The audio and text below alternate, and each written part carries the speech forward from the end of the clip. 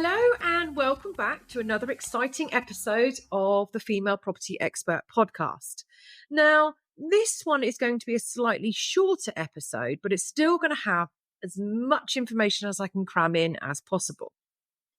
This is where we're going to dive deep into the world of property investment.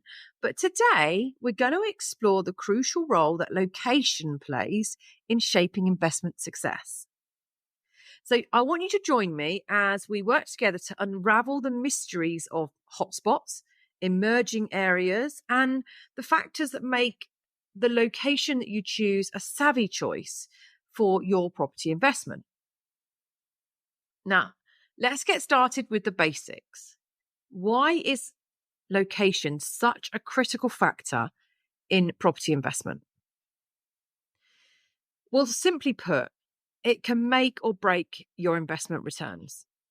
A prime location, it can attract high quality tenants, it can command premium rental rates, and experience strong capital appreciation over time. On the flip side, a poor location can lead to high vacancies, low rental yields, which means low profit, and stagnant property values, which means your property won't increase over time. Now, I always explain this in my training that depending on your strategy, it will heavily depend on where you're going to choose for location. If you have chosen to do an HMO to the student market, then you are very unlikely to be looking for rural properties. Your student market are going to be looking at things like proximity to shops, gyms, dentists, doctors, the university itself, travel links to get to and from university. If you decide to buy a rural property, then it has nothing close by and they are unlikely to come and look at your property, let alone take a room, because what their requirements are don't match up to what your requirements are. So just make sure when you're looking at location that you are sure of the strategy you've chosen and that that location is suitable for your tenant demographic or for your sales demographic. So that leads me on to another question, which is how do you identify these investment gold mines that people talk about? Now, it isn't rocket science, but one invaluable tool at your disposal is online property portals like Rightmove, Zoopla, On the Market. Now, these platforms offer a treasure trove of data on property prices, rental yields, demand trends, and loads more. And this data is free for you to research. So there is no fee attached to this. And by analysing this information, you as the investor can pinpoint hotspots or potential emerging areas that you think are ripe for investment. Now, a while back when HS1 was being built, Ashford, which was the original destination that you could get on at HS1, Ashford was a lower income area and the average house price was around £80,000.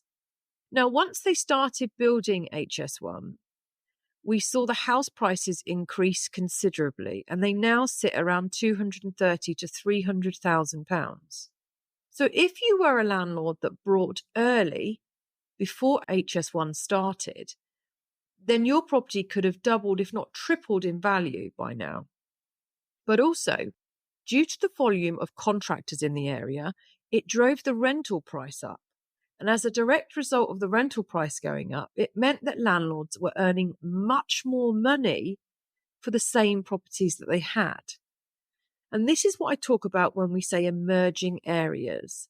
If in your chosen location for your strategy, there is a new train line, tram link, road, transport, anything that would add value to that area will also increase the value of your property. So when you're looking at emerging hotspots and areas, look at what's going on within that area. But I have to say, it's not just about number crunching. It's also about understanding the lifestyle factors that shape the location's appeal.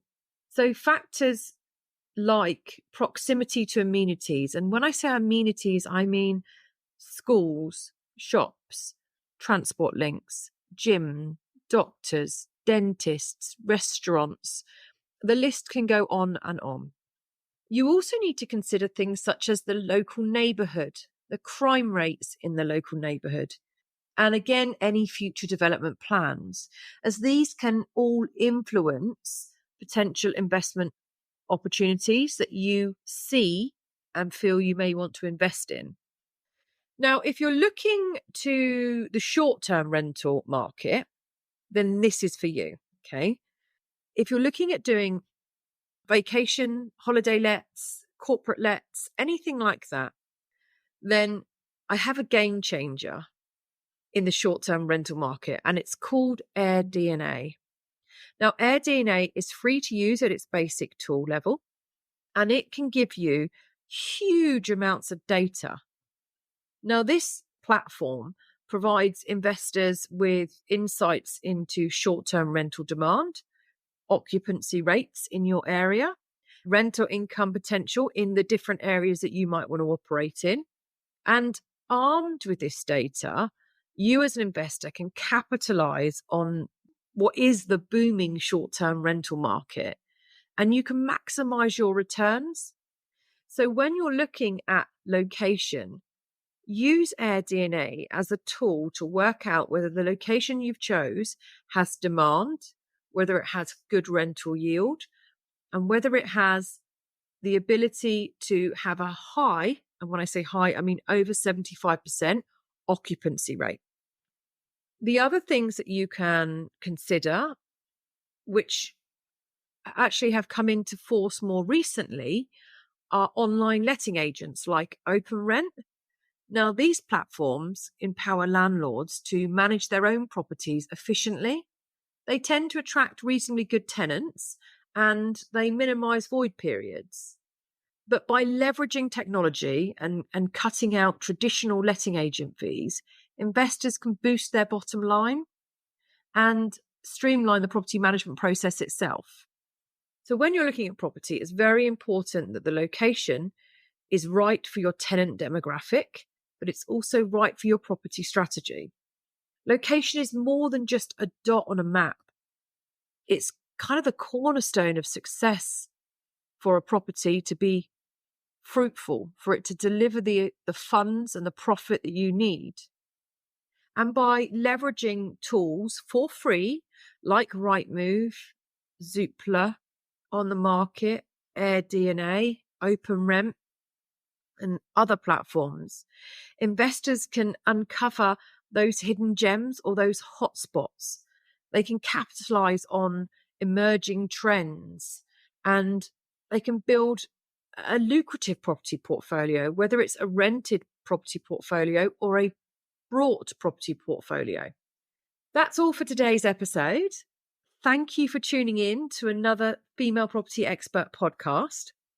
Remember to stay tuned for more insight, tips, and strategies to supercharge that property investment journey that you're on. In week 4, which is next week's episode, we're going to cover financing your property venture. But until next time, happy investing.